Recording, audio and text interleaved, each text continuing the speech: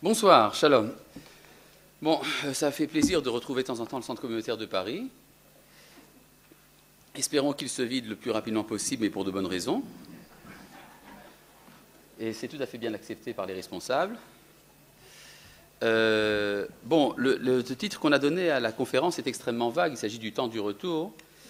Et en fait, je voudrais entretenir d'un point très particulier qui concerne les événements que nous vivons de nos jours, c'est-à-dire depuis les 60 dernières années, depuis la fondation de l'État d'Israël. Il s'agit d'un problème d'actualité, bien que tout le monde ne s'en rende pas vraiment compte.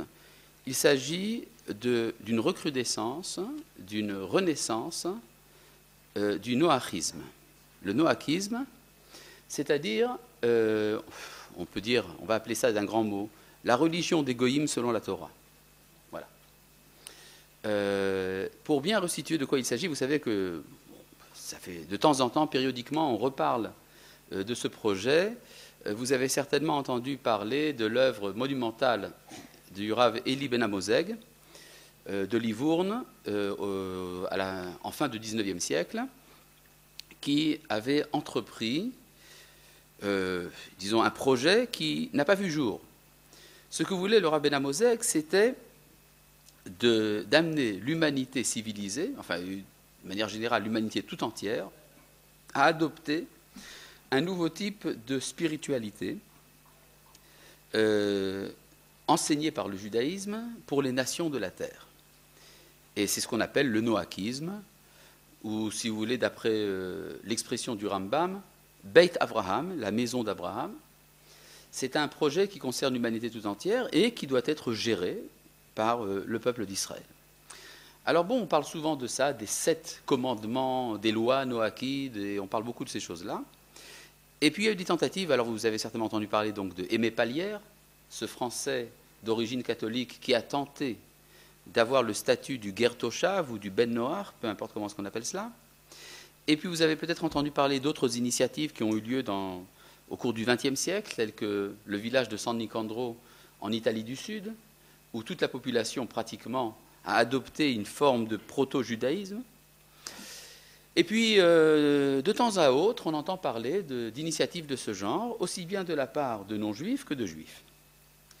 Et jusqu'à présent, tout cela a été, je ne vais pas être trop méchant, mais relativement un échec. Et le problème est de savoir, est-ce que véritablement le judaïsme est capable de prendre en main ce qu'il prétend prendre en main, c'est-à-dire le relèvement spirituel de l'humanité, spirituel et moral. Est-ce que l'humanité serait capable d'écouter ce qu'Israël a à lui dire? Est-ce qu'il y a véritablement un message universel du judaïsme? Vous savez qu'il y avait un philosophe français d'origine juive, mais enfin qui ne connaissait pas tellement son judaïsme. Il s'agit d'Henri Bergson, qui a affirmé la priorité du christianisme, la supériorité, du christianisme sur le judaïsme, parce que le judaïsme représente un Dieu purement national, tandis que le christianisme parle d'un Dieu qui s'occupe de l'ensemble des hommes. Cette critique, qui a été formulée de manière peut-être un peu infantile, parce que c'est quand même, il suffit de connaître un petit peu le judaïsme pour connaître son message universel. En tout cas, cette critique reste sous-jacente dans le dialogue des nations avec Israël, et même quand ce n'est pas toujours formulé de manière aussi schématique, eh bien, il y a quand même cette critique, de manière plus ou moins nuancée, qui apparaît. Et donc, on se demande, est-ce que les Juifs vraiment ont quelque chose à dire aux goïms? Surtout que si vous parlez avec des Juifs, vous leur dites, vous savez, il y a des goïms. Ah, dit, ah bon, c'est vrai? On ne savait pas. C'est vrai, hein. Souvent, les goïms, ça n'existe pas. Et bon, c'est parfois péjoratif, et parfois c'est simplement dans le décor. Mais il n'y a rien de plus. Et c'est très surprenant, surtout quand on se rend compte de ce que dit la Torah dans la paracha de Lech Lecha, quand il est question de l'élection d'Abraham. Eh bien, l'élection d'Abraham apparaît d'emblée comme étant une bénédiction pour toutes les familles de la terre. C'est-à-dire, on pourrait dire c'est le seul peuple, le peuple juif, qui dès le départ de sa formation, dès son émergence dans l'histoire, s'est vu investi d'une mission universelle, dès le départ. Ce n'est pas qu'ils ont un événement tardif, comme s'il y avait une éclosion du particularisme vers l'universalisme. Dès le départ, nous présentons comme ceux qui amènent une bénédiction pour toute la terre. Et d'ailleurs, ça nous a causé pas mal d'animosité de la part des autres, qui nous ont dit, mais enfin, qu'est-ce que c'est que ces prétentions? C'est une des raisons de l'antisémitisme. Et vous voyez tout de suite se profiler dans l'arrière-plan l'idée qu'il y aurait un protocole secret, le protocole des sages de Sion, qui viendrait s'emparer de la planète pour la domination des Juifs. Et en fait, donc, enfin, disons, si on fait disons, l'économie de ces caricatures, on peut se demander comment ça se fait que depuis si longtemps, eh bien, les Juifs vivent repliés sur eux-mêmes. Repliés sur eux-mêmes, et qu'ils ont oublié, probablement, enfin, en grande partie, pas tout le monde a oublié, il y a des sages qui n'ont pas oublié, mais on a, en grande partie, du point de vue des préoccupations des Juifs, ben, on ne parle pas tellement de ces choses-là, n'est-ce pas? Un Juif est plus préoccupé de savoir si ce qu'il a dans son assiette, c'est cachère ou pas, que de savoir s'il a quelque chose à dire sur le conflit de la Corée du Nord et de la Corée du Sud, par exemple. Voilà. À moins que ce soit simplement des banalités. Et il y a des raisons à cela, et je voudrais étudier ça avec vous très rapidement, parce que nous n'avons pas beaucoup de temps. Ce que je vous invite, c'est à créer un Beth Midrash, vraiment une maison d'études dans laquelle le message universel d'Israël serait étudié de manière sérieuse, avec des publications, des actions et tout le reste. Et là, je voudrais simplement rappeler quelques petites données qui sont probablement connues de la plupart des gens ici, mais ça ne fait pas de mal de le répéter. Vous savez que, selon la tradition d'Israël, il y a une définition de l'être d'Israël à travers les patriarches. Abraham, Yitzhak et Yaakov. C'est-à-dire, quand on demande qui sont les Juifs, eh bien, les Juifs sont les descendants d'Abraham, de Yitzhak et de Yaakov. Ça a l'air tout banal, hein, mais en vérité, ce n'est pas simple du tout. Moi, j'aurais dit tout simplement, les Juifs sont les descendants de Yaakov, point à la ligne. Parce que Yaakov étant un fils d'Yitzhak et Yitzhak un fils d'Abraham, il va de soi que quand on est fils de Yaakov, on est fils de Yitzhak et d'Abraham. Et si pourtant la tradition ne cesse de répéter que nous sommes les enfants d'Abraham, d'Yitzhak et de Yaakov, ça veut dire quelque chose. Ça veut dire que l'identité d'Israël est définie par ces trois-là et pas par un seul. Et là, je vais être très rapide, je vais reprendre des enseignements qui ont été formulés de manière assez géniale par le Rav Yehuda Lior Ashkenazi Manitou, qui est, si on avait fondé le peuple juif à partir d'Abraham seulement, si nous aurions eu un seul patriarche, ça aurait donné une religion d'amour, se prétendant monothéiste. Il y en a une d'ailleurs, j'ai entendu parler. Et si on avait été que les enfants d'Yitzhak, ça aurait donné une religion de rigueur. Monothéiste, à prétention universelle, j'en connais une. Ça existe. Et si on avait été que les enfants de Jacob, on aurait été des juifs d'exil. On aurait été des Haredim. Et le projet d'Israël est formé d'une sorte de synthèse dialectique entre les trois. Et ce qui donne un mélange un peu explosif, c'est une nation à portée universelle qui agit au moyen d'une religion. Vous avez compris? C'est les trois à la fois. C'est à la fois religieux, donc individuel, national, donc collectif, et universel, donc humain. Voilà. C'est les trois à la fois. Et disons, c'est à la fois indissociable, mais à la fois, ça crée des tensions terribles. Ça rappelle un peu la tension qu'il y a dans l'être humain entre le corps et l'âme. Alors, entre le corps, on a un corps et une âme. Banalité, n'est-ce pas? Ben, essayez de gérer ça maintenant. On va vous y voir. Moi, j'ai un corps et j'ai une âme, je sais ce que ça pose comme problème. Tandis que si on n'avait qu'un corps ou qu'une âme, ça irait mieux. Ça serait plus simple. Hein. Bon, eh bien, si on n'était qu'une religion, ou qu'une nation, ou que du cosmopolitisme, ça aurait été très bien. Mais on doit faire les trois à la fois. Ça pose des problèmes à n'en plus finir. Ça crée des dissensions parmi les juifs. Ça crée des animosités entre nous et les nations. C'est probablement que nous avons de la patience. Il y a une expression terrible que l'on chante parfois, c'est Am ha-netzach lo mefached mider haruka. Le peuple éternel n'a pas peur d'un long chemin. Et c'est un vrai problème. Le fait de ne pas avoir peur des longs chemins fait que l'on traîne. C'est-à-dire qu'on pourrait aller parfois plus vite, et puis on traîne. Et quand on traîne, ben, ça entraîne des catastrophes. L'archétype de ça, c'est la faute des explorateurs. Le moment était venu d'entrer sur la Terre, et puis ils ont dit, non, il y a encore le temps. Il y a encore le temps, alors c'est grave.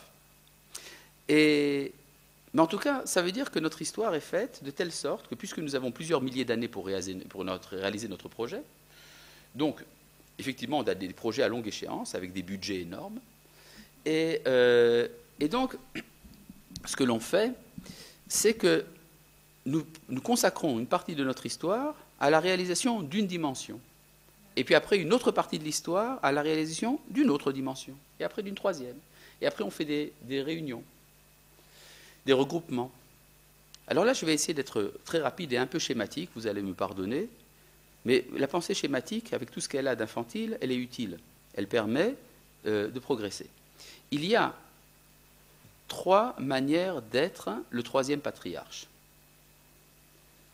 On peut être Jacob, on peut être Israël, ça c'est connu, et puis on peut devenir d'Israël Yeshurun. Il y a 3 termes qui sont employés dans la Torah pour parler du peuple d'Israël, Yaakov, Israël et Yeshurun. Et s'il y a 3 termes, du point de vue de la Torah, ça veut dire qu'il y a 3 identités. Effectivement, Yaakov, ça veut dire en hébreu le tordu. Oui, le tordu. Les Juifs sont un peu tordus, c'est vrai, parce qu'ils vivent dans un monde tordu. Quand on est dans un monde tordu, il faut se comporter à la manière des tordus. D'ailleurs, notre ancêtre éponyme, Yaakov, lui aussi, il employait des voies tortueuses pour arriver à ses fins. La ruse, il a volé la bénédiction, il a volé le droit d'aînesse. Il faut savoir ce que ça veut dire. C'est comme ça que ça marche. Je ne vais pas dire ça pour les gens qui font des déclarations d'impôts, c'est tout à fait autre chose. Mais c'est vrai que nous sommes dans un monde tordu, et donc Yaakov, c'est le juif, on pourrait dire le juif du ghetto, le juif qui vit entre lui et lui-même. Il vit dans sa synagogue, dans son Beth Midrash, dans sa boucherie cachère et dans son mikvé, et dans son centre communautaire. Et c'est ça Yaakov. Et puis vient le moment où Israël se redresse. En hébreu, Yachar. Yachar El. Yachar El, Israël, et c'est le nom qui lui est donné au moment où il est capable de lutter et de vaincre, au moment où il est capable d'assumer la dimension politique. Et on peut dire que ce passage de Yaakov à Israël, nous l'avons vécu, nous, au XXe siècle, lors de la fin de l'exil d'Israël. Ça, on l'a vécu. Nous sommes maintenant dans un temps, qui est également le titre de la conférence, d'après l'imprimé, nous sommes dans le temps du retour. Et dans ce temps du retour, c'est le retour à quoi? Ce n'est pas le retour à la terre d'Israël, c'est le retour à la nationalité d'Israël. C'est-à-dire, nous venons de Juifs, nous redevenons Israéliens, donc des Hébreux. C'est la fameuse expression bien connue de Manitou, un Hébreu d'origine juive.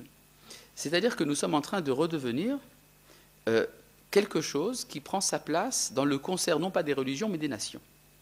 D'où tout le problème de savoir est-ce que le terme Yehudi désigne une religion ou une nation. Vous savez que dans les cartes d'identité israélienne, il fut un temps, on écrivait également la nationalité et la religion. Et on écrivait par exemple pour les Juifs, Léom Yehudi, date Yehudi, c'est-à-dire de nationalité juive et de religion juive. Et on ne se rendait pas compte qu'en fait, ça créait un conflit. Ça veut dire qu'une identité repoussait l'autre. Comme on dit en hébreu, Yehudi, Megaresh Yehudi. Un juif rejette un autre juif. Et bon, il y a des prolongements politiques à cela. Et ça demande évidemment, pour comprendre ce à quoi je ne fais pas allusion, un certain sens de l'humour que pas tout le monde a.